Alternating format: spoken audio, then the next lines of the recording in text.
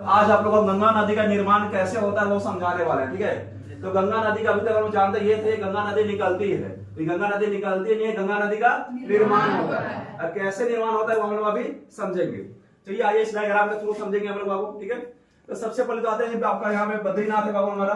अब बद्रीनाथ से बाबू विष्णु गंगा निकलती है और इसी के पास आपका नीति दर्रा, दोनों उत्तराखंड में स्थित है। ठीक है, नीति दर्रा से बाबा कौन सी नदी निकलती है?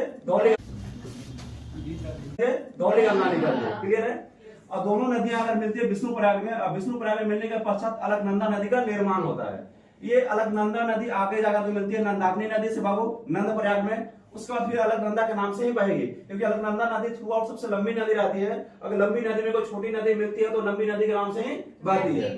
ठीक है, इसके बाद आपका बात है बाबू पिंडार नदी यहाँ पे आकर मिलेगी। इससे कहाँ मिलेगी बाबू? कर्णप्रयाग में। अब पिंडार नदी कर्णप्रयाग में मिलती है अलकनंदा नदी से, और निर्माण किसका करे? कर्णप्रयाग का। ठीक है, अब उसके बाद अलकनंदा नाम से ही आगे बहेगी रुद्रप्रयाग में। उसके बाद आएंगे बाबू हम लोग, जब रुद्रप्रयाग में आएंगे हम लोग तो कौन सी नदी से मिलेगी बाबू? आपका मंदाकिनी नदी से। क्लियर है? मंदाकिनी नदी से मिलेगी। और उसके बाद आपका अलकनंदा नाम से आगे बहेगी अलकनंदा नदी। उसके बाद मिलने वाले किससे बाबू? आपका इधर से भागीरथी नदी आ रही है, उससे मिलेगी कहां बाबू? देवप्रयाग में। इस बार गंगा नदी के नाम से बहेगी। ध्यान रखिएगा बाबू, भागीरथी नदी जो है आपका गंगोत्री से निकल रही थी। ठीक है, और अब बिलाना नदी निकल के इसमें आकर मिल रही थी बाबू। बिलाना और भागीरथी जब मिलती है तो टिहरी बांध का निर्माण